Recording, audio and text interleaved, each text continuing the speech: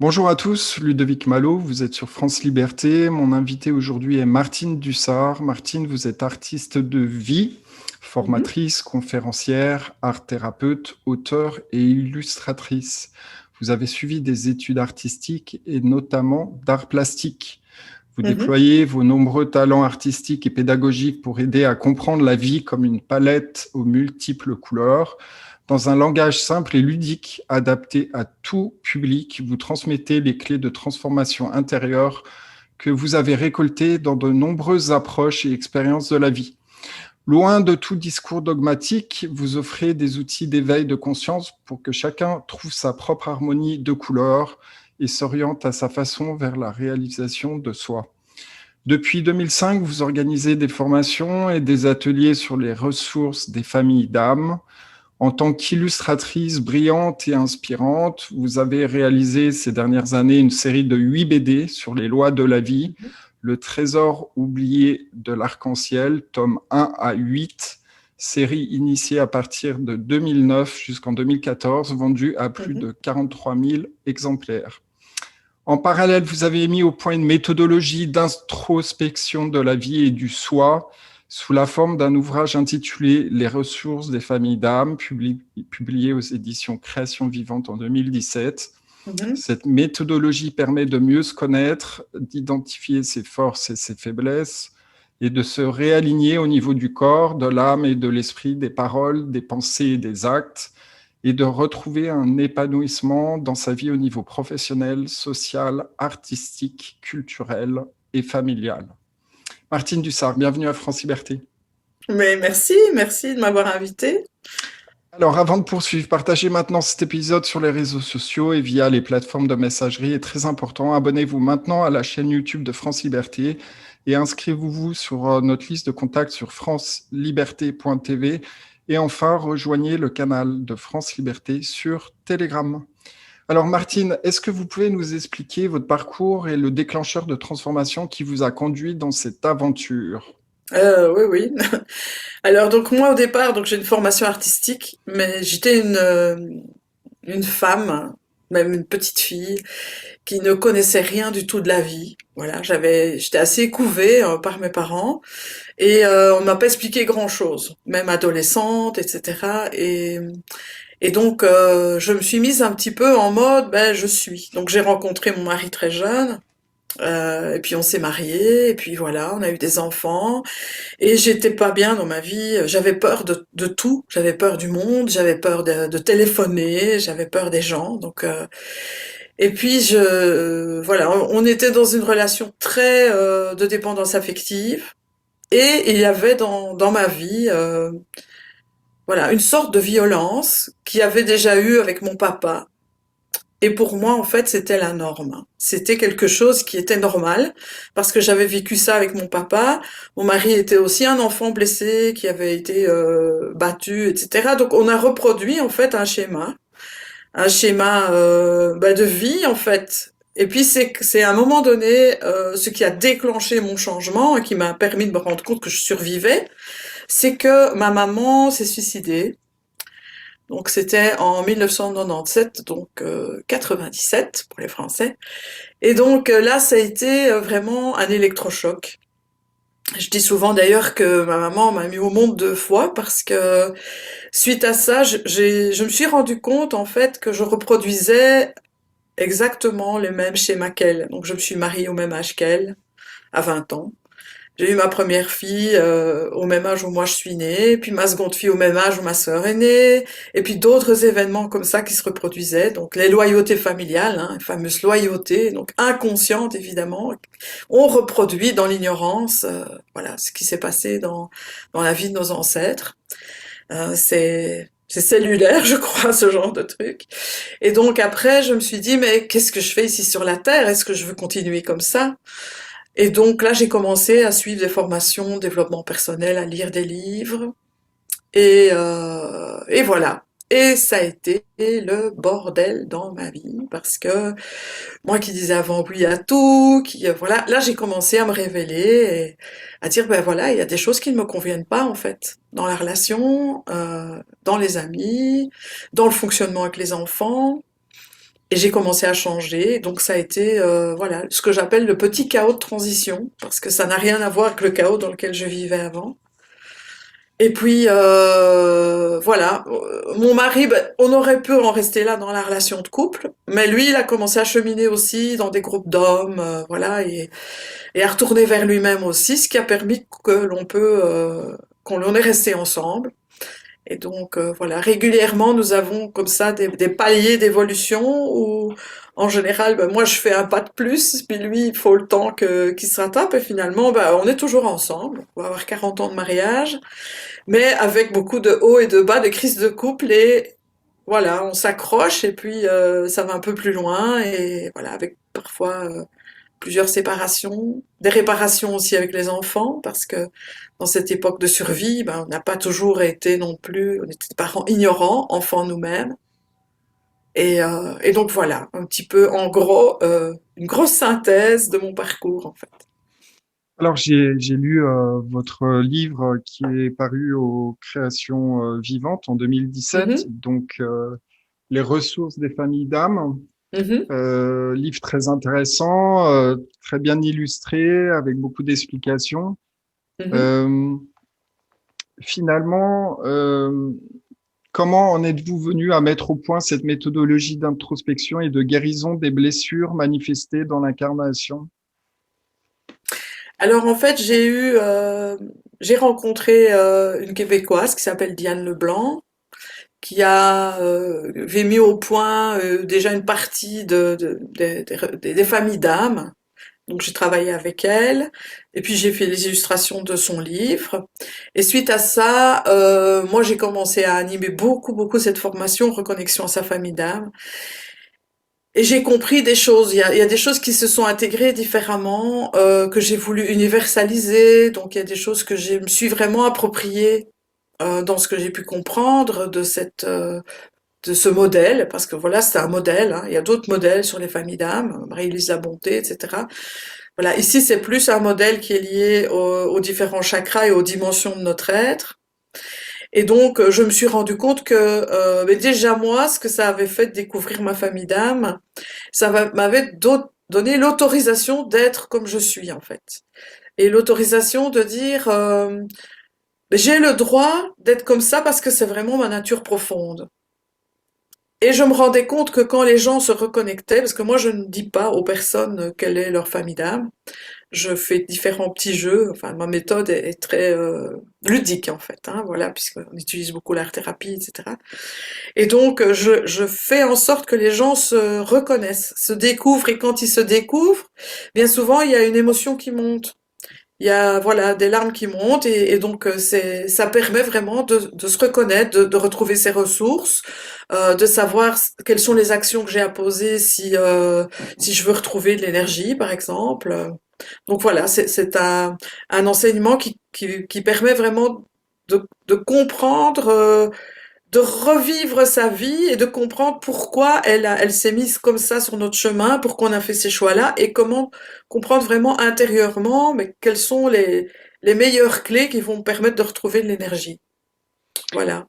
Alors, est-ce que vous pouvez expliquer à nos auditeurs qu'est-ce que vous appelez par famille d'âme? Est-ce que vous pouvez un petit peu plus développer pour qu'ils aient une idée un petit peu plus précise de la nature de ce travail? Ok. Alors on peut parler de famille d'âme de deux façons différentes. Donc pour les personnes qui ne sont pas du tout dans la spiritualité, eh bien on pourrait dire que c'est notre nature profonde. Donc en fait, nous avons à l'intérieur de nous une nature avec laquelle nous sommes arrivés ici sur Terre, qui ne changera pas. Après, autour de ça, on a construit notre personnalité. Et notre personnalité, eh bien, elle va faire en sorte que on puisse s'adapter au monde dans lequel on est.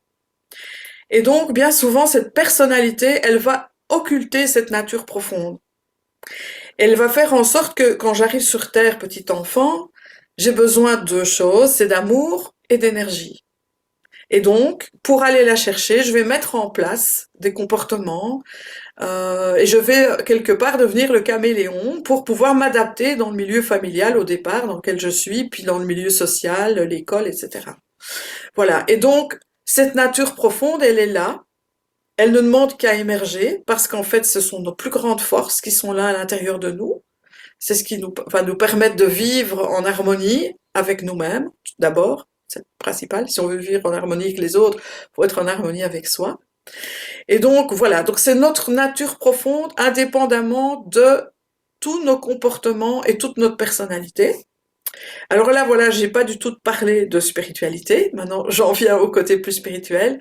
Et donc, au niveau plus spirituel, eh bien, on pourrait dire, alors j'aime bien de le dire au conditionnel, parce que ce que je dis, ben, chacun a le choix de le prendre comme il a envie, hein. Voilà, moi je dis, il y a pas, comme vous avez dit dans la présentation, moi je ne suis pas à donner un dogme, et je ne dis pas que j'ai la vérité. Les familles d'âme, c'est une méthode pour mieux se connaître, et chacun prend ce qu'il a à prendre selon son, voilà, ses idéologies, ses croyances. On pourrait imaginer que nous avons choisi de venir sur Terre, que nous avons choisi nos parents, que nous avons choisi nos défis, que nous avons choisi de venir dans tel milieu parce que nous avions quelque part une mission de vie à venir faire ici sur Terre. Et donc, quand notre âme a décidé de s'incarner dans un petit corps, en choisissant, ce qui nous rend complètement responsables et créateurs de notre vie avec cette vision-là, eh bien, on arrive ici et on pourrait dire qu'on va passer par un sas, hein. Voilà, je l'image, pour que ce soit bien compréhensible, je donne une image. On va passer par un sas où il y a une famille d'âmes. Donc, il y a une couleur particulière avec des particularités. Les quatre grandes familles d'âmes, donc c'est la famille de la dimension mentale. Moi, je l'appelle la terre, donc en lien avec la terre, avec l'ancrage. Je vais aller très très vite, hein. La dimension émotionnelle, donc c'est une autre famille d'âmes. Et puis la dimension plus mentale et la dimension spirituelle. Et à chaque famille d'âmes, il y a des petites choses à venir révéler, une mission particulière à venir enfin, accomplir ici sur Terre. Et cette famille d'âmes, eh bien, on pourrait dire, c'est l'énergie spirituelle la plus proche de nous. C'est vraiment quelque chose qui nous est proche et auquel on peut demander de l'aide. Et voilà, et donc c'est une vision plus spirituelle.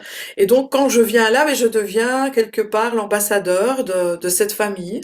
Je suis pas seule puisque j'ai cette famille de lumière autour de moi qui est en lien avec mon âme. Et donc là, je peux vraiment évoluer dans le monde en faisant appel à toutes ces ressources de ces différentes familles d'âme. Ça, c'est la vision plus spirituelle des familles d'âme. Voilà ce que je pourrais dire. Alors j'aimerais juste faire une aparté sur les énergies, puisque c'est le genre de choses qu'on apprend à l'école en physique. Mhm. Quand on, quand on projette la lumière dans un prisme, en fait, Oui. elle se décompose avec différentes couleurs. Donc en fait, Mhm. la lumière contient toutes les couleurs. En Oui, quelque tout à sorte, fait. c'est la clé de la vie, hein. Et qu'est-ce Mhm. que vous pouvez nous dire par rapport à ça? J'aimerais juste présenter aux auditeurs, donc dans votre livre, page 21, Mhm. donc ces fameuses énergies qui sont liées donc au centre énergétique qu'on appelle les chakras, Les chakras, oui, oui, tout à qui fait. permettent en fait à l'entité qui prend son incorporation de s'exprimer dans la matière.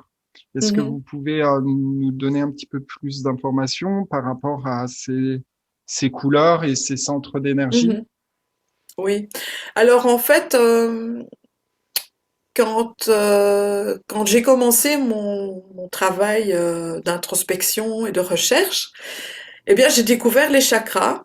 Les chakras, dont ça a 4000 ans, ça vient d'Inde.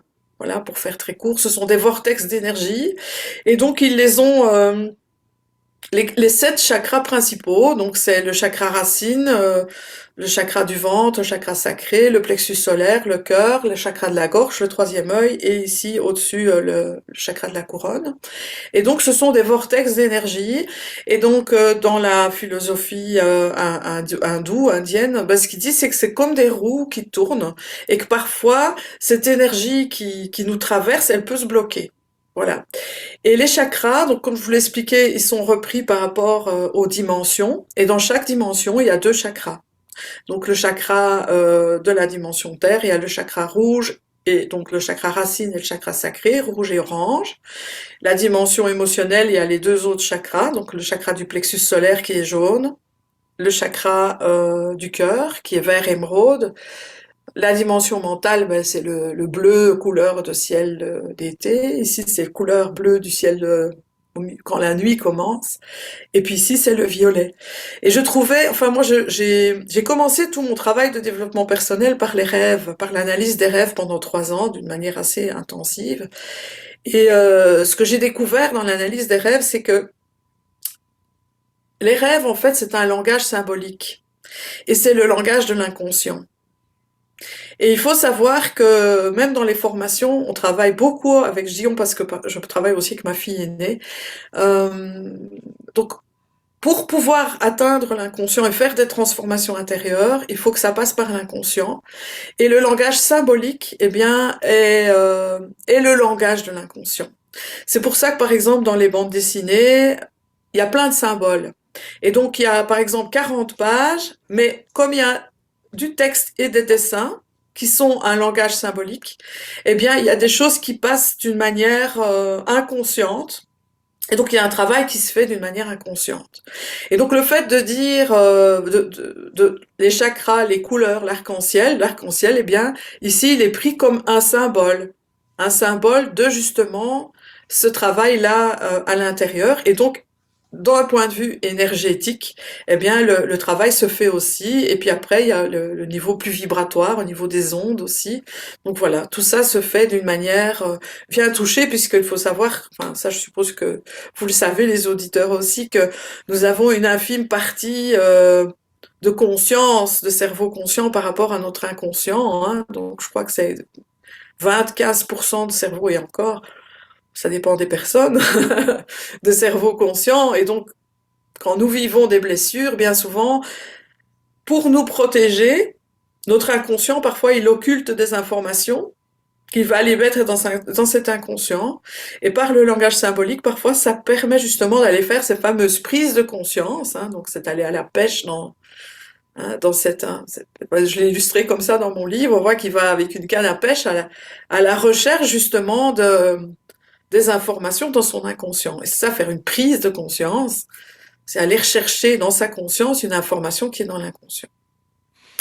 Alors, Voilà. j'aimerais juste montrer aux auditeurs. Donc là, on a le tome 2 de Le Trésor oublié de l'arc-en-ciel. Donc il y a Mhm, 8 tomes, 8 BD que vous avez développés depuis 2009 jusqu'en mhm, 2014. Euh, Nécessairement, votre travail de recherche et votre méthodologie est lié à de nombreux bouquins qui sont sortis sur le sujet en développement personnel de personnes très connues sur la loi de l'attraction. mhm, Est-ce que vous pouvez nous parler un peu de cette loi d'attraction qui est malheureusement assez mal connue du public, des mhm, profanes, on va dire, et mhm. en quoi elle est très importante pour pouvoir gérer sa vie. Oui, oui, oui. Alors la loi d'attraction, c'est vrai que c'est quelque chose que j'ai découvert et que j'expérimente vraiment, je vais pas dire tout le temps, mais en tout cas beaucoup. C'est une loi d'univers comme la loi de la gravité. Hein. Si je prends, voilà, je prends ici un bic, ben enfin, un feutre, si je le lâche, il tombe. C'est la loi de la gravité. La loi d'attraction, eh bien, c'est une loi d'univers aussi qui va fonctionner qu'on la connaisse ou qu'on ne la connaisse pas. Alors, qu'est-ce qui se passe? C'est que notre cerveau émet des ondes, des vibrations. À tout instant, nous pensons, nous émettons des pensées. Et ces pensées, elles envoient un signal en fait, elles envoient des ondes. Et elles sont en lien, ces pensées, elles sont en lien aussi avec les émotions. Donc là on descend, donc les pensées c'est la dimension mentale, et les émotions, dimension émotionnelle. Donc ici si par exemple je vous parle voilà, de quelque chose qui est difficile dans le monde, je vous laisse choisir parce qu'il y a beaucoup de choses, voilà. Qu'est-ce qui va se passer? C'est que vous allez avoir une pensée qui va aller s'accrocher quelque part à un égrégore, un nuage, on va dire. Qu'est-ce que ça va faire? Eh bien, ça va générer une émotion. Parce que comme tous nous sommes un et que nous sommes tous reliés les uns avec les autres, je vais vivre une émotion de tristesse, de peur. Voilà, si je prends une pensée qui est désagréable, hein, de quelque chose de désagréable qui se passe dans le monde. Et qu'est-ce que ça va faire? ça va encore descendre plus bas au niveau du corps. Je vais avoir une tension, quelque chose qui va se fermer en moi, une tension au niveau de la gorge, un nœud à l'estomac, les tripes qui vont jouer. Donc, c'est pour dire qu'en fait, nos pensées, eh bien, elles génèrent nos émotions et elles ont une action sur notre corps. Comme nous envoyons des signaux, eh bien, la loi d'attraction, qu'est-ce qu'elle va faire? Ce que j'émets comme onde, comme vibration, eh bien, si vous voulez, c'est comme si je faisais une commande à l'univers. Mais si par exemple, je ne veux pas avoir un accident, par exemple, et chaque fois que je prends ma voiture, j'ai très peur d'avoir un accident. Qu'est-ce qui se passe? C'est que ma pensée, c'est je ne veux pas d'accident, ok? Mais l'émotion qui est là et qui est plus forte, parce que la pensée, elle est dans l'air. Les émotions, c'est au niveau de l'eau. Donc l'eau, c'est déjà quelque chose de palpable. Et le corps, c'est l'énergie de la terre. Donc, comme au niveau plus matière, eh bien, c'est plus dense, quelque part, eh bien, je vais matérialiser, en fait, ce que génère mon émotion. Donc, je peux ne pas vouloir dans ma pensée un accident, mais si mon émotion, eh bien, t'as peur de l'avoir, c'est ça qui va m'arriver, en fait. Donc, ça veut dire que toutes les pensées que j'émets, elles sont en lien avec le taux vibratoire de mon état émotionnel. Donc je vais donner un autre exemple, c'est la pensée positive. Si par exemple je veux, oh moi je veux être riche, je veux avoir beaucoup d'argent, voilà, et puis que au fond de moi j'ai la croyance, oui mais je ne mérite pas, j'ai pas de valeur. Qu'est-ce qui va se passer? Même mon émotion c'est j'ai pas une belle vision de moi-même. Ou de toute façon c'est pour les autres. Moi j'ai pas de chance. Donc ça va venir vérifier ici ces émotions qui, quand je pense ça de moi, ben l'émotion elle est pas très très élevée hein, sur un taux vibratoire. Donc j'ai beau me répéter ou mettre sous une bougie, je veux un tas d'argent, je veux un tas d'argent, c'est pas ça qui va arriver en fait. C'est pas ça qui va arriver puisque ce n'est pas la vibration que je veux. Par contre, si je joue avec la vie, si je dis ah ben voilà, là je suis dans la joie, je suis dans la confiance, je vais jouer avec la vie, voilà. Et ça m'est arrivé, je vais vous expliquer un exemple très concret. On est passé par des moments aussi, ben, comme tout le monde, un peu galère au niveau financier. Il y a quelques années, on avait eu, arrive la nouvelle année avec tout ce qu'il y a, toutes les régularisations, vous savez, qui arrivent là. Et on devait pour 3 000 € à payer de factures. Et donc là, moi, je fais un deal avec ma famille d'âme. Je dis, hé là, les cocos, moi, je veux 3 000 € là. Hein. Il me les faut parce que là, je peux pas, je sais pas comment je vais faire pour payer ça. Et puis voilà, et puis je lâche, je me dis, ouais, je fais confiance. Hein. C'est lancé, je vais pas me tracasser. De toute façon, je sais comment ça fonctionne, ça va fonctionner. Puis je vois mon mari qui revient et il avait des lettres enfin ici en Belgique c'était Electrabel à l'époque, enfin de l'eau et de l'électricité, des factures, et je me dis, ah non, je le vois, il avait les larmes aux yeux, je dis, c'est pas vrai, encore des factures qui vont se rajouter, mais comment on va y arriver? Et puis il me dit, regarde, il dit, on retouche, on a payé trop. Et le montant qu'on retouchait de ces comment, ajustations, on va dire, eh bien c'était exactement le montant qu'il me fallait pour payer mes factures. Donc voilà, ça c'est l'utilisation de la loi d'attraction. Ça doit se faire dans la légèreté et dans un taux vibratoire émotionnel élevé. Parce que justement, nous sommes des récepteurs et des capteurs. Et donc ici, ce qui se passe dans la société actuelle, qu'est-ce qui se passe? C'est que on veut justement faire diminuer la vibration émotionnelle des personnes pour les mettre dans la peur. Et qu'est-ce qui se passe quand on a peur? Eh bien, on crée ce dont on a peur. Et donc ici, moi, ce que je fais actuellement, c'est vraiment pour moi une mission, c'est de dire aux gens, sortez de ça, voyez tout ce qui va bien, tout ce qui est beau, créez déjà à l'intérieur de vous le monde que vous souhaitez en fait. Un monde solidaire, un monde de joie, un monde de pétillance, voilà. Et là, c'est ce monde-là alors qu'ensemble, nous allons tous créer. Et comme il y a de plus en plus de gens qui sont là-dedans, on voit tout ce qui émerge, hein. voilà, les ateliers d'un autre monde, Solaris, la June, enfin la nouvelle monnaie libre, enfin tout ça, ce sont des gens qui ont envie de créer autre chose et qui ne sont pas contre l'ancien système, mais qui veulent créer et mettre quelque chose de nouveau en place. Et là, on crée la loi d'abondance et on utilise la loi d'attraction. Alors, évidemment, on est dans un contexte politique et médiatique qui ne date pas d'aujourd'hui, où il y a constamment des nouvelles négatives qui sont véhiculées, hein, Mhm, qui engendrent la peur, l'incertitude, l'inquiétude, l'insécurité. Ça peut être physique ou financier, monétaire, mhm, économique.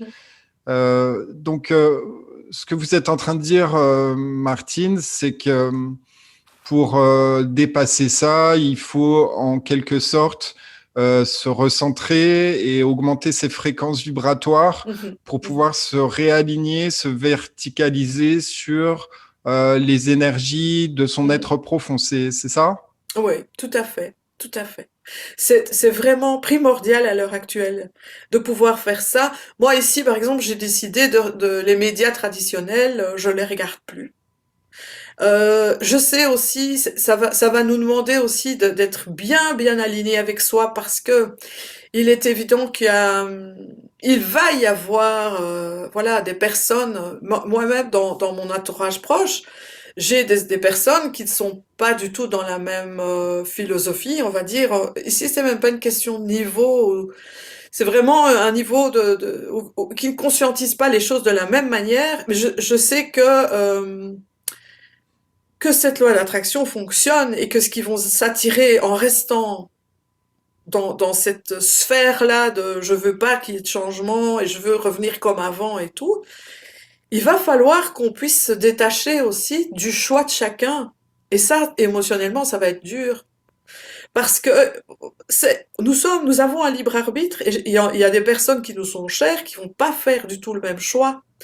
Et ici, je le vois déjà bien, même dans ma propre famille, en fait. Et là, ça va être, bah, lâcher.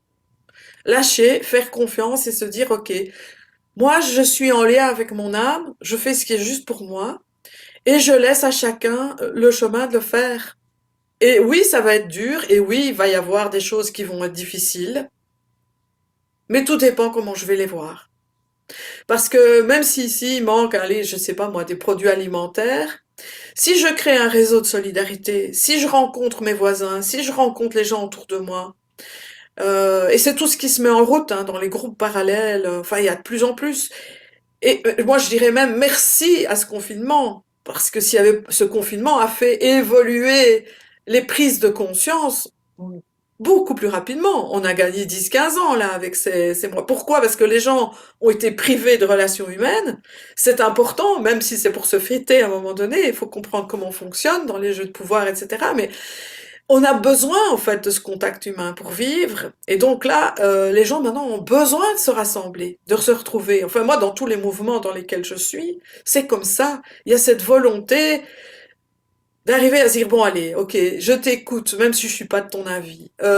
Je t'entends, je peux t'entendre et je peux voir qui tu es au-delà de ta petite personnalité. Et donc c'est super important en fait de pouvoir avoir ce détachement, ce lâcher prise par rapport aux autres, parce que il y a quelque chose aussi qui est super important quand on chemine d'une manière plus spirituelle, c'est de se rendre compte que la seule personne sur qui on a un pouvoir d'action, c'est soi-même. Je n'ai pas de pouvoir sur mon conjoint. Je peux juste, moi, poser mes limites. Et dire, là, c'est ma limite. Là, maintenant, moi, j'ai envie de ça. J'ai envie d'aller vers un monde meilleur. Ben, j'y vais. Parce que je suis la personne la plus importante de ma vie. Et c'est pas égoïste, hein. Et c'est vraiment important de se remettre au centre, mais je suis pas au centre pour être au service et qu'on me piétine, je suis au centre parce que je décide moi de me remplir d'amour de moi pour que ça puisse rayonner autour. Et à ce moment-là, je deviens un phare ou une lumière avec toutes les autres lumières qui ont décidé de faire ce choix d'aller vers eux-mêmes. Enfin, je sais pas si je suis très claire dans ce que je dis, mais voilà. Alors, j'aimerais juste rebondir sur le libre arbitre parce que je suis en train de développer une activité d'astrologie chinoise Mhm, qui est beaucoup plus complète que l'astrologie occidentale avec 111 astres. mhm. Et on voit on voit nécessairement que il y a effectivement un libre arbitre, mais qu'il est quand même encadré dans des influences planétaires qui sont déterminantes au niveau de la profession, au niveau des, du contexte de vie, des talents. On ne peut pas avoir tous les talents imaginables en même temps. Quel est votre point de vue sur le libre arbitre en tant que tel? Dans quelle mesure ce libre arbitre s'exerce? Et qu'est-ce que vous pensez des personnes qui disent que le libre arbitre n'existe pas? Alors, c'est beaucoup plus facile de dire le libre arbitre n'existe pas, parce qu'alors ça veut dire que je suis obligée de subir. Je suis obligée de subir ma vie. Je suis obligée, j'ai pas le choix. Donc je suis. Voilà, j'ai pas de chance. Voilà. Donc c'est une manière de se déresponsabiliser en fait de notre pouvoir créateur et du fait que l'on peut tout créer. Voilà. Ici, moi, je vois bien que dans ma vie, j'aurais pu rester comme ça et te dire, ah oui, ben, mes parents, ils ont toujours fait comme ça, une femme, ça doit être comme ça, donc je reste là. Et à un moment donné, c'est de se dire, mais non, non, j'ai toujours le choix. J'ai toujours le choix. Alors peut-être que pour établir un changement, il faut du temps. Ça peut être, parce que dans la matière, voilà. Mais mon libre arbitre, il est là. En fait, je suis venue sur Terre pour me réaliser et pas pour subir la vie. Parce que je suis justement, ce mot est un peu à la mode, je suis souverain, je suis souveraine de ma propre vie.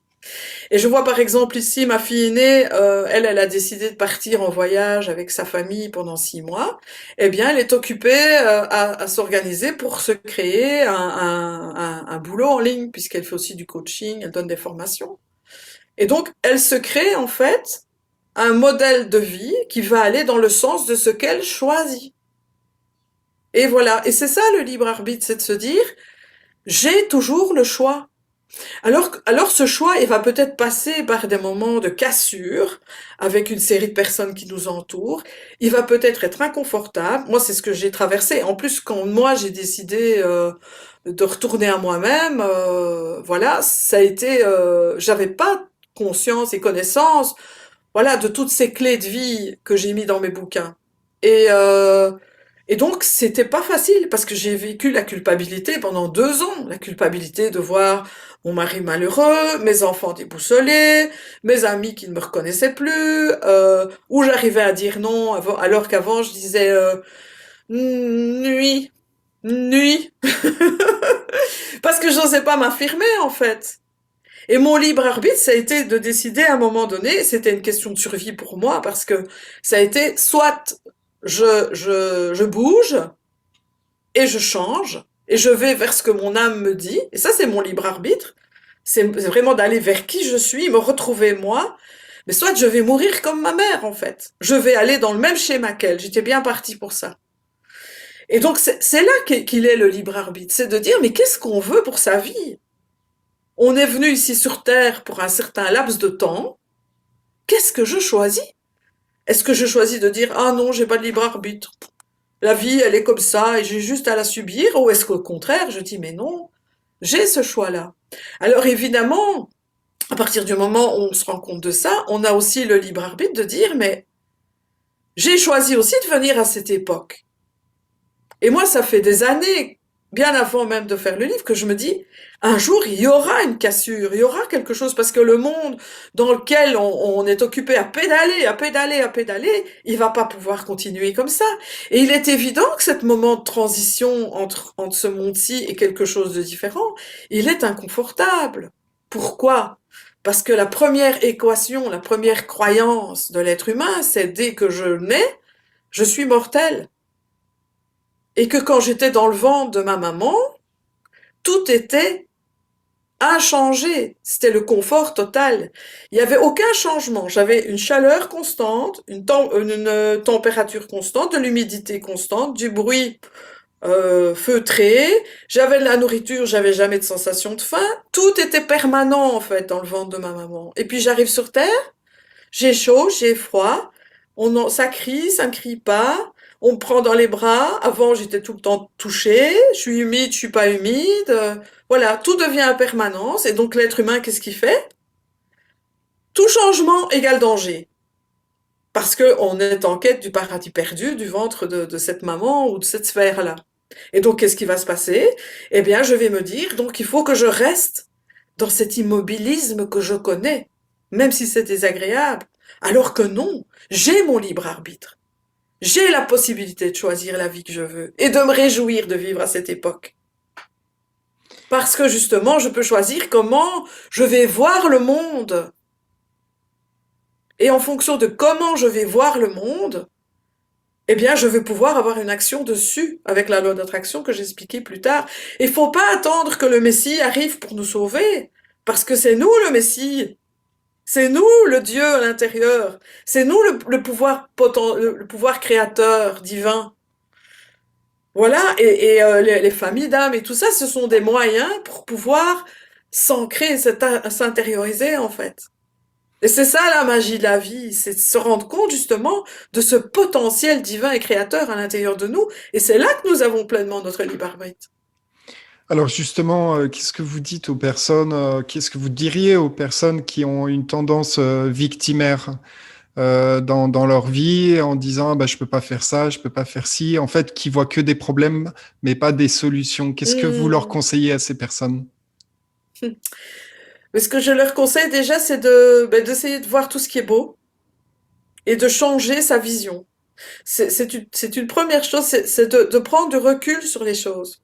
Il y a une illustration dans le tome, dans le premier tome, hein, dans le rayon rouge, où on voit un carré comme ça. On dit, tiens, c'est quoi? Ah, ben, ça doit être une écorce d'arbre. Et puis, il y a une autre image. Ah, c'est quoi? Ben, c'est un serpent. Et puis, il y a encore un autre. Ah, ben, c'est un tronc d'arbre. Et puis, alors, quand on a la vision de recul, c'est un éléphant. C'est-à-dire que bien souvent, on est tellement encrouté dans sa vie de difficultés, on a tellement les dessus, hein, si j'ai le nez sur un tronc d'arbre, ah oui, Ouais, je le voilà, montre, il est juste là, le fameux voilà l'éléphant. éléphant. Et donc là, ça dépend justement de dire, mais comment tu as envie de voir ta vie? Est-ce que tu veux rester? Est-ce que tu te sens bien dans ce monde où tu te plains de tout? Ou est-ce que tu as envie justement de voir les choses différemment? Et donc simplement déjà en changeant son point de vue, hein, il y a aussi une illustration juste avant, on voit une fleur. Hein, il y a une belle illustration qui montre. Oh là, j'ai un verre d'eau, mais il est rempli. Ah ben, je vais prendre un truc. Ou bien ça, voilà. Si je vous montre ceci, ben, on voit quoi comme forme? Hein, voilà, on voit une forme rectangulaire. Si maintenant je vous la mets comme ça, ben, vous voyez juste un petit point noir. OK? Donc ça veut dire que quand je suis dans ce mode victime où je vois la vie en noir et je vois tout ce qui ne va pas, eh ben, je vois juste un gros point noir. Ok, je vais décider de prendre du recul et de voir les choses autrement, et ben je vais me rendre compte qu'il reste tout ça, qu'il y a du vert derrière en fait, qu'il y a de la vie derrière. Et donc c'est ça en fait. Les gens qui sont comme ça, c'est de leur dire mais non, change simplement ton point de vue. Et ça peut faire déjà toute la différence. Une première chose. Après, ben, c'est d'identifier ben, justement toutes les croyances limitantes, de voir les blessures, voilà, de voir tous les loyautés familiales, hein, comme moi je vous ai expliqué. Moi j'en avais une tonne là avec ma maman. Puis c'est se dégager de tout ça pour justement devenir souverain et devenir vraiment acteur de sa propre vie. Qu'est-ce que vous pensez de l'influence des ancêtres sur l'incarnation et la manière de prendre ce qu'il y a de positif et de se libérer de ce qui est négatif?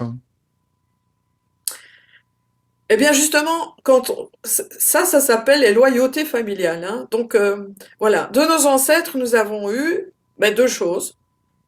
Tout ce qui est merveilleux, toutes les forces, toute la puissance de nos ancêtres, et il y en a beaucoup. Hein, parce que moi là, si je regarde mes grands-mères, c'était des femmes d'action. Voilà, j'ai gardé ça de mes grands-mères. Voilà, c'était des femmes.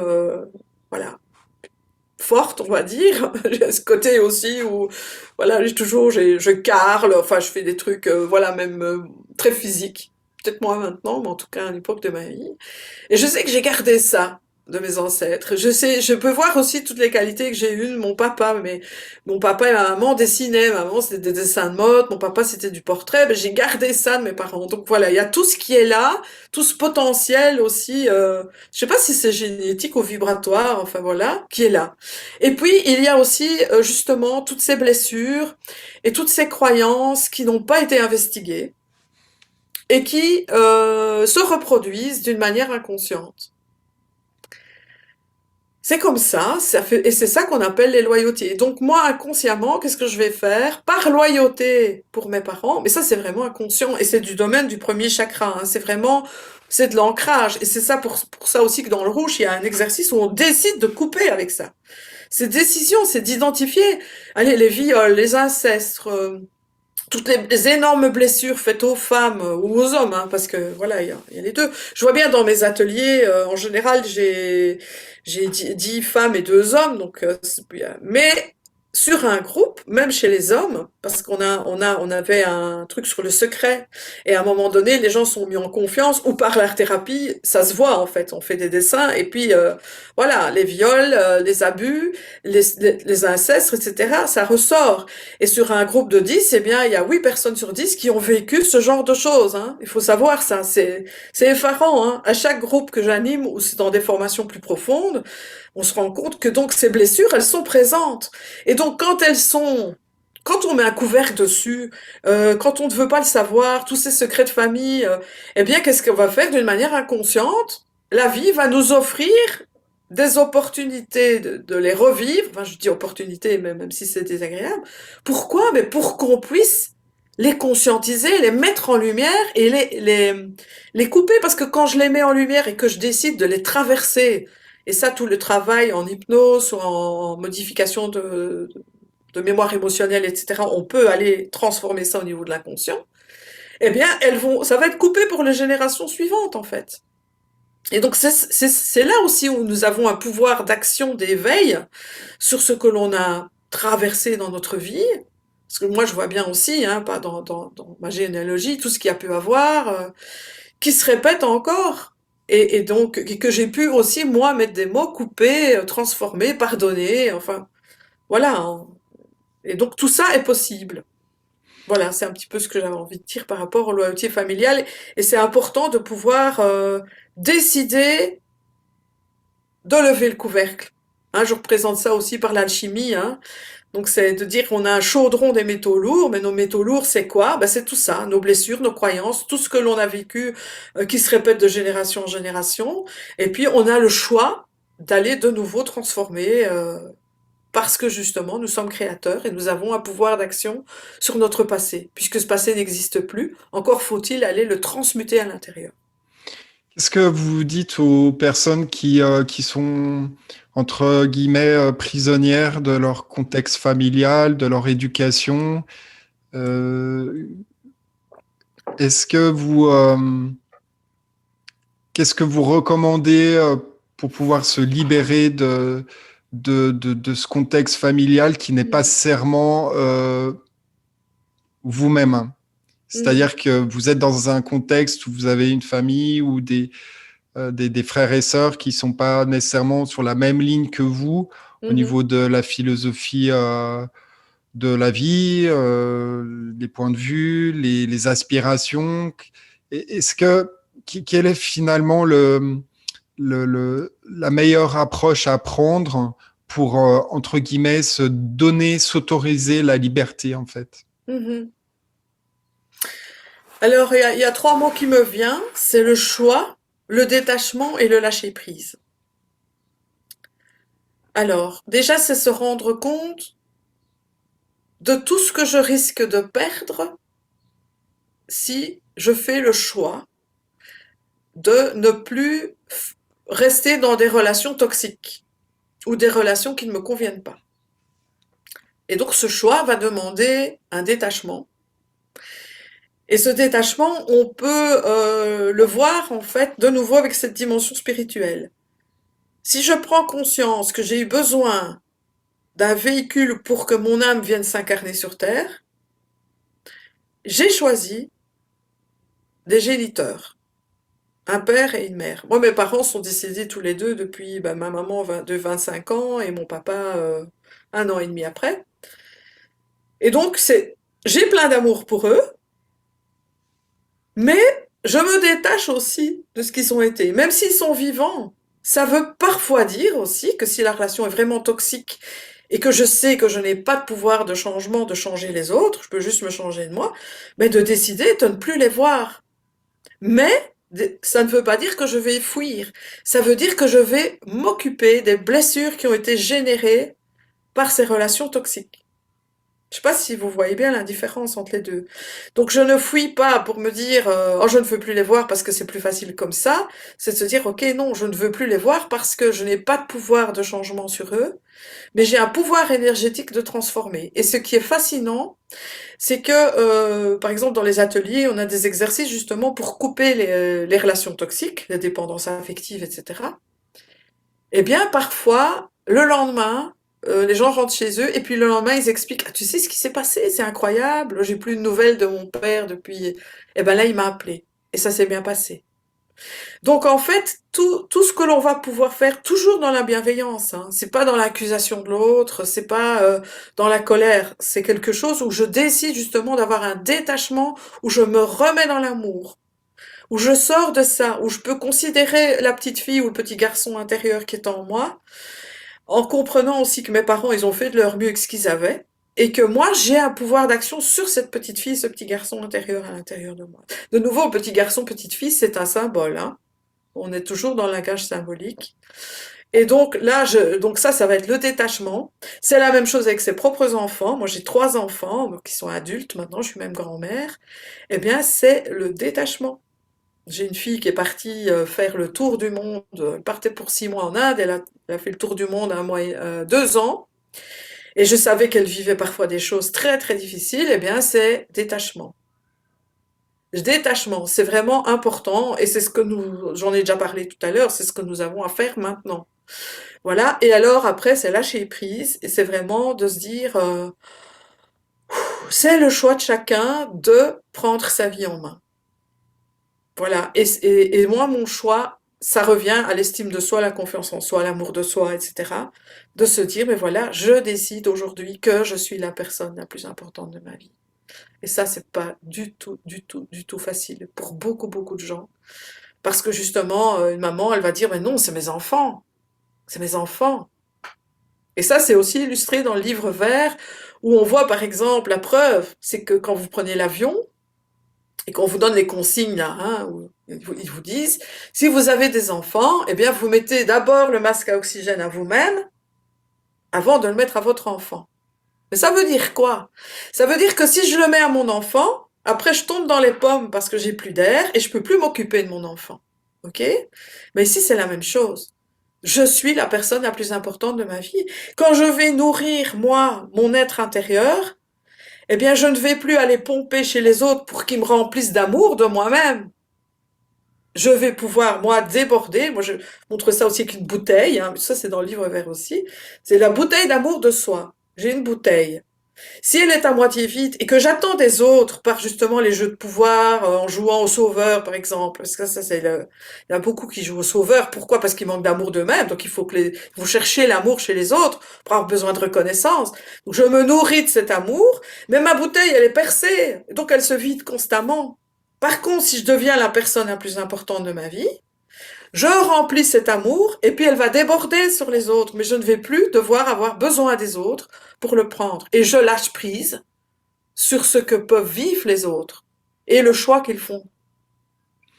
Alors, vous dites dans votre Voilà. biographie qu'il est arrivé un moment qu'enfin un projet de vie personnelle a émergé, mélanger vos deux passions, artistique et recherche intérieure, et les Mhm. transmettre aux autres. En résumé, oser. Vous pouvez développer? Oser. Ah oui, oser. Oser. Alors c'est quoi oser? Eh ben, c'est justement décider de sortir de sa zone de confort. Quand je parlais du choix juste avant, mais c'est ça. C'est oser y aller. C'est oser se dire, quoi qu'il arrive, j'y vais parce que je sens que c'est là que mon âme veut que j'aille. Et évidemment, c'est pas confortable. Évidemment. On pourrait peut-être montrer dans le dernier. Ah mais non, non, il n'est pas repris comme ça. Dans le dernier tome de l'Arc-en-Ciel, il y a le dessin de l'alchimie humaine. Je sais pas si vous l'avez, le dernier. Je l'ai pas là sous la main. Ah non, vous l'avez pas. Non, il est. Ah mais il est peut-être aussi dans le livre des familles d'âmes. C'est le dessin de l'alchimie humaine. Je sais pas si vous voyez avec l'alambic, parce que là, il résume bien. Je l'ai Oui, pas là. je le mettrai dans l'interview. Oui, ok, Je le voilà. mettrai en Et là, en image. fait, ça explique bien que oser, c'est sentir à l'intérieur de soi qu'à un moment donné, je ne peux plus continuer à vivre comme ça. Et que quoi qu'il arrive, moi c'est ça, ça a été vraiment quand je me suis rendu compte que, que j'allais droit dans le mur, que j'allais reproduire les mêmes trucs, je dis mais en fait oui, je vais oser. Et maintenant aussi, j'ose plein de choses en fait, parce que je me dis mais c'est maintenant qu'il faut avancer, qu'il faut y aller. Alors au début ça fait peur. Mais en même temps, cette peur, il faut la transformer en passion, en excitation, en moteur, qui va faire que, ouais, c'est un peu flippant, mais en même temps, qu'est-ce que c'est excitant? Donc voilà, et c'est ça qui va faire que on va oser, je dirais même agrandir sa zone de confort, parce que vous allez faire un petit pas, et puis vous allez vous sentir bien dedans, puis vous allez faire un autre petit pas, et puis chaque fois un petit peu plus. Donc oser, ça ne veut pas dire qu'il faut tout balancer d'un coup, c'est petit pas par petit pas, hein. On ne mange pas un éléphant en une seule fois. Il faut, voilà, il faut y aller par étapes, en fait. Et c'est ça, oser. Et puis, on Donc, est tellement bien après. Moi, je ne pourrais plus jamais retourner dans ma vie d'avant. Ma vie, elle continue encore maintenant à évoluer sur d'autres sphères et avec d'autres compréhensions.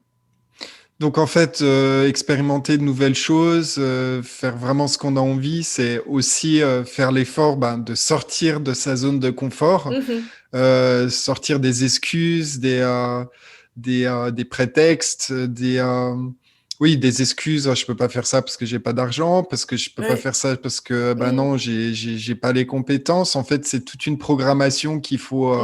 qu'il faut libérer pour pouvoir ouvrir le champ des possibles. Oui, tout Puisque à fait. si vous vous dites en permanence ou vous posez en victime en disant je peux pas faire ça, je peux pas faire ci, en fait, vous ne voyez que les problèmes et vous restez dans le marécage des problèmes. Tout à fait. Et ça vous empêche finalement de voir les solutions, n'est-ce pas? Oui, tout à fait. Et alors, ce qui est très important, c'est que quand on a cet élan du cœur, et c'est vraiment ça, c'est l'élan du cœur, c'est toujours dans l'amour.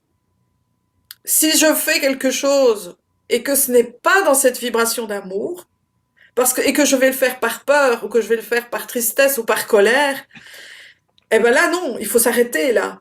Il faut se dire, ok, je me pose, je reviens à moi, je reviens à ma lumière, je reviens à plus grand que moi, à ma partie divine, à comment la plus grande version de moi-même, enfin comme vous voulez l'appeler, pour vous remettre dans ce taux vibratoire de l'amour.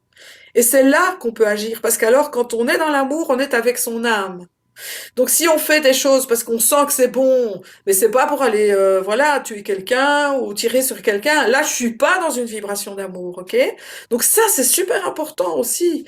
C'est de se dire ce que je fais c'est par amour pour moi, mais en amour aussi pour les autres, pour la vie, pour le règne animal, minéral, végétal, pour les planètes, pour l'univers entier. Parce que j'ai tout ça à l'intérieur de moi. Et c'est dans cette énergie d'amour que l'on va pouvoir avancer. Voilà, ici, moi, voilà, j'ai découvert la monnaie libre, la June. Eh bien, j'ai eu cet élan de me dire, mais moi, je veux présenter ça, je veux que les gens puissent payer une partie de mes livres en June, parce que justement, c'est une dividende universelle, qui n'est pas du tout liée à l'euro, donc qu'on reçoit simplement parce qu'on est vivant, en fait. Et donc, voilà. Et donc, j'ai eu cet élan du cœur, mais je sentais que ça venait par amour pour les gens, pour la vie, pour ce que j'ai envie de développer, pour ce monde dans lequel j'ai envie de vivre et que j'ai envie que mes petits-enfants vivent. Donc c'est juste alors, si c'est dans cet élan d'amour. Mais si on le fait parce qu'on est dans la colère et qu'on dit ouais je vais faire ça parce que je suis dans la colère, ça va pas fonctionner. Ça va pas fonctionner parce que la loi d'attraction, elle va pas mettre les bonnes choses pour vous. Je me rappelle quand j'étais dans cette démarche juste avant de faire mes premières BD, je me suis dit, OK, maintenant je veux évoluer, je reprends ma vie en main, je me mets à votre service. Je me mets au service de mon âme. Qu'est-ce que je dois faire? Eh bien, je vous assure, c'était fou. Je me mettais devant ma table, je travaillais à mes livres, je dis, bon, OK, je fais quoi maintenant? Et je tombais sur les bonnes personnes. Mes ateliers, c'est comme ça que les créés aussi. Je dis, je fais quoi? Et, ou bien je vais en ville et je dis, bah, guidez-moi, je vais où? Qu'est-ce qui je dois rencontrer? Quel livre je dois arriver? Et puis, hop, je me laisse guider. Et c'est quoi? C'est mon âme. C'est la confiance. C'est ma famille d'âme, on l'appelle comme on veut. Mais en tout cas, c'est cette partie, c'est cette grande partie auquel nous sommes tous reliés et que nous sommes, en fait, qui va guider. Mais toujours dans l'amour. Donc, vous parlez des synchronicités, des signes, donc Oui. dans la Mhm. vie quotidienne, en fait, c'est pas la peine de mentaliser les choses, elles viennent toutes seules à partir du moment où on est dans le lâcher prise, c'est ça? Et la demande. Et la demande. C'est important. Ici, je remarque dans les ateliers ou dans les personnes que je rencontre, pour beaucoup de personnes, c'est facile de donner. On donne, on donne, on donne, mais parfois c'est très difficile de recevoir et de demander de l'aide. Parce qu'on a appris que si on demande de l'aide, on va être redevable. Voilà. Donc c'est difficile de demander. Et donc ici, demander à la vie. Encore hier, c'était fou. On devait rechercher des informations avec mon mari sur l'ordinateur, on savait plus les amis, si j'avais fait un fichier, enfin c'était des trucs comptables. Donc ça n'avait rien à voir avec la spiritualité. Puis je trouvais pas, je dis bon, ce que je vais chercher. Bon, allez là-bas. Ok, je me connecte. Guidez-moi, où est-ce que je dois chercher? Et puis 2 minutes après, je dis ah j'ai trouvé. Ah oui, il me dit mais où et tout. Voilà, c'était classé, mais bon on avait oublié où c'était classé. Et puis après je me suis dit mais en fait j'ai demandé et j'ai reçu. C'est aussi simple que ça. C'est fou, c'est fou. C'est à expérimenter. Il y en a beaucoup, je suis certaine parmi les auditeurs qui disent la place de parking. Quand vous dites ça dans un groupe, ils vous disent ah ouais moi je demande et j'ai toujours. Mais pour le reste c'est pareil, hein. Ça fonctionne pour tout, hein. Alors vous pouvez l'appeler la source, les familles d'âmes, comme vous avez envie. En fait, vous vous adressez juste à la plus grande version de vous-même. Vous êtes Dieu, vous êtes créateur. Vous êtes tout à l'intérieur de vous. Il suffit de demander. Et ça, il y a beaucoup de gens qui demandent pas. Parce qu'ils se disent, oui, mais on va les déranger. Mais non. C'est infini, cet amour. Il est infini. C'est juste de l'amour pur qui se matérialise. Donc, c'est infini. On arrive doucement à la fin de cette interview. J'ai encore deux questions à vous poser. Vous dites que vous avez suivi une formation en métamédecine. Vous pouvez nous expliquer ce que c'est? Alors, la métamédecine, c'est une des toutes premières formations que j'ai fait. C'est Claudia Rainville, donc qui est partie aussi de tous les travaux du docteur Hammer, qui était donc un cancérologue qui a initié la biologie totale, donc c'était un cancérologue allemand. Et ça part du principe qu'en fait, dans ce potentiel créateur que nous avons, nous vivons des émotions. Ok, donc vous vous rappelez tout à l'heure, hein, les pensées, elles vont au niveau des émotions, et puis au niveau elles se matérialisent dans le corps. Donc j'ai des tensions, etc. J'en ai déjà parlé. Et là, la métamédecine, elle part du principe qu'en fait, j'ai des émotions, et ces émotions-là, si je ne les accepte pas, si je ne les accueille pas, si je ne les verbalise pas, si je les refoule à l'intérieur de moi, eh bien, elles vont en fait se cristalliser à l'intérieur du corps, et elles vont créer une maladie. Le mal a dit. Et la métamédecine, c'est une technique de libération de mémoire émotionnelle, donc j'en ai déjà parlé tout à l'heure, pour aller justement rechercher l'enfant intérieur, aller comprendre justement quelles sont les émotions qui n'ont pas été exprimées à un certain moment de notre vie, qui se sont cristallisées dans le corps pour aller justement dégager l'énergie négative dans le corps, puisque nous avons créé une maladie. Et bien souvent, la maladie, c'est une réparation d'une émotion mal vécue. Donc, ça permet justement d'aller libérer et donc d'être son propre auto-guérisseur de certaines maladies. Et donc, quand j'étais dans la métamédecine, j'avais rencontré un monsieur qui avait un lymphome. Il avait une grosse orange ici au cou. Et il a pas, il était condamné. Hein, il avait plus que 2 mois à vivre. Et donc, Il a décidé de pas faire de chimio, de pas se faire opérer. Je crois qu'il était même plus opérable. Et donc, il a fait tout un travail sur lui. Alors évidemment, là, on sort bien de sa zone de confort, mais en même temps, c'est ça où on disparaît. Eh bien, il a réussi justement par ce travail intérieur à guérir complètement. Voilà. Voilà. Et donc, si vous vous intéressez à ça, allez voir les travaux du docteur Hammer. Bon, il a été raillé de l'ordre des médecins, etc. Voilà, hein. Et donc, il existe des livres, voilà, Marie-Lise Labonté en a fait, donc Claudia Rainville, il y a aussi Jacques Martel, donc il y en a plusieurs qui ont créé des dictionnaires des maladies, où on explique justement quelle est l'émotion qui n'a pas été extériorisée pour pouvoir évacuer ce malaise. Voilà, il faut savoir que nous avons un potentiel, et c'est la foi et l'amour qui va le faire. Moi, je sais que je me suis guérie d'une allergie au chat depuis que j'étais enfant, en une fraction de seconde, en faisant un décret avec moi-même, en reconnaissant qui je suis vraiment. Et je n'ai plus jamais été allergique au chat. J'ai eu beaucoup de mal à m'en remettre, hein, de me dire j'y suis arrivée, c'est que c'est incroyable, quoi. Donc voilà, c'est de se rendre compte que nous vivons pour ça une époque extraordinaire où tout ça est révélé en fait. Et donc la métamédecine, c'est quelqu'un qui a mis, donc Claude Rainville, qui a mis en place voilà tout ça qu'il a expérimenté. Et Et du coup, allez vous intéresser à ce pouvoir de guérison, il est incroyable à l'intérieur de nous. vous parlez bon, là, de votre expérience avec les chats et cette allergie. Donc, vous parlez de choses finalement toutes simples qu'il suffit d'invoquer, de demander, n'est-ce Mhm. pas? Tout à fait. Tout à fait. Mais ce n'est pas juste le demander avec sa tête, hein. C'est vraiment être sans doute que ça va fonctionner. Parce que moi, voilà, ma fille m'a offert un chat noir.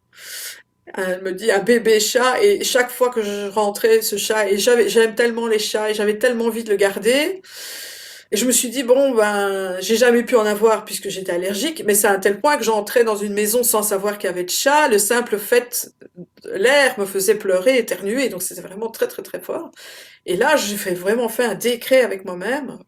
Et j'en parle aussi dans le livre blanc dans le dernier tome de dire simplement je reconnais que je suis Dieu déesse à l'intérieur de moi, en action dans la matière, et que j'ai ce pouvoir de guérison. Mais c'est pas simplement de le penser, c'est de le vivre, de le sentir intensément dans ses tripes et dans son émotion. Et voilà. Depuis 2013, avec pardon, Fanny Paulet, vous avez créé et animé la formation Arc-en-Ciel. Vous formez également des praticiens pour transmettre l'enseignement de la vie à un plus grand nombre de personnes en utilisant Mhm. votre méthode, la méthode Équanime. Vous pouvez nous expliquer en grande ligne l'objectif de cette formation? Oui, alors la formation arc-en-ciel, donc moi je l'avais déjà créée en soirée en même temps que les livres. Et puis quand on a commencé à travailler avec Fanny, on l'a remise une journée par couleur. Et donc c'est un peu basé sur tout ce qui est la série de bande dessinée. Pour l'instant, on l'anime plus parce que avec toutes nos activités ont été arrêtées avec le Covid. Moi maintenant, je vais vers des choses plus spirituelles, comme justement retrouver ce pouvoir divin à l'intérieur de soi, hein, et faire voilà, des expériences voilà, de télépathie, d'expansion de conscience. On travaille avec justement les ondes, l'énergie, etc., plus vibratoire. Euh, et, et ensuite, on s'est dit, tiens, cette méthode, il y en avait beaucoup qui me disaient, mais on aimerait bien l'apprendre, on aimerait bien collaborer. Donc voilà, on a créé aussi une formation des praticiens de 16 journées où il y a un stage et on apprend justement à créer ses propres processus de formation et à développer ce potentiel créateur pour ne pas reproduire une méthodologie, mais se l'approprier et créer, oui, ses propres processus avec qui on est, avec ce qu'on a déjà comme bagage, etc. Dernier mot de la fin, et si vous aviez un conseil à donner à nos auditeurs sur la situation présente, les, les circonstances un peu particulières sur cette terre à ce moment donné, qu'est-ce que vous conseillez, qu'est-ce que vous conseilleriez aux auditeurs qui sont soit inquiets, qui sont soit peur de l'avenir, de ce qui se passe, de ce qui peut se passer? Hmm. Quel est votre point de vue? Eh bien, c'est déjà de s'entourer de personnes qui vibrent dans la confiance.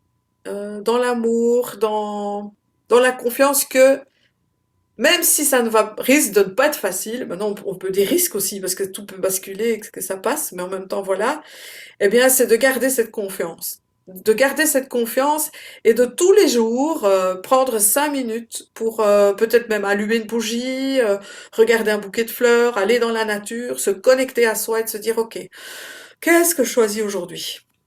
Est-ce que je choisis de voir le verre à moitié vide ou le verre à moitié plein? Bon, c'est un peu bateau comme truc, mais voilà, c'est de décider qu'est-ce que je choisis? Est-ce que je choisis de vivre et de vivre avec ce qui m'est donné là et de construire un nouveau monde ou est-ce que je choisis de rester là? Donc voilà. Et surtout garder confiance et remonter son taux vibratoire au niveau de l'amour, c'est très important. C'est toujours se dire ok, je choisis de remonter ce taux vibratoire. J'ai d'ailleurs dans le 6e tome, il y a le vibratiomètre, hein, c'est le baromètre de son état émotionnel. Ça part de la peur, l'apathie, la tristesse, la colère, qui est au niveau 3, parce que la colère, c'est déjà un moteur. Et puis ça monte, le conformisme, voilà. Et puis alors, il y a le niveau voilà, du choix quelque part. Et puis alors, ça monte, ça continue à monter jusqu'à l'amour et à l'extase et à l'émerveillement. Voilà, la gratitude, tout ça, ce sont des choses qui vibrent haut. Et c'est de se dire que, en fait, quand on est au niveau de la peur, c'est comme si on était dans un glaçon. On est figé, on reste apathique. Oui, il y a l'apathie aussi. Et puis quand on monte la colère, tout ça, c'est déjà de se dire, ok, je ne veux plus de ça. Donc ça fait fondre le glaçon. Je viens de l'eau. Et quand on monte au niveau justement de l'émerveillement, de la grâce, de la gratitude, là c'est la vapeur d'eau. Et donc au-delà de ça, ben, il y a le plasma, il y a la lumière.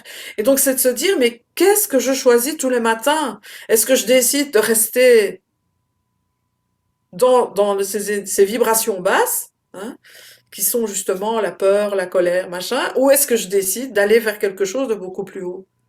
Et ça peut être un choix conscient, et on peut le faire avec la respiration, l'intériorité, et ça demande un moment de silence avec soi-même. C'est pas dans l'agitation qu'on va pouvoir faire ça. C'est simplement, prenez, aller aux toilettes, respirez, prenez juste 5 minutes pour vous, pour déjà se remettre là dans la confiance et de se dire, maintenant je vais chercher des gens qui vont aller dans la même direction que moi. Et ça, c'est important. Et il y a plein de mouvements, hein. Voilà, il y a Solaris, les ateliers d'un autre monde, il y a vraiment plein de choses qui émergent maintenant, tout ce que véhicule Louis Fouché, enfin tout ça, c'est vraiment tous des gens qui ont envie de vibrer et qui décident d'aller vers ça, et pas vers la révolte, pas aller vers contre, aller vers cette vibration-là. Parce que c'est la vibration haute qui fera que ça ira dans le sens que l'on souhaite, dans un monde qui va être beaucoup plus harmonieux. Moi, j'ai confiance.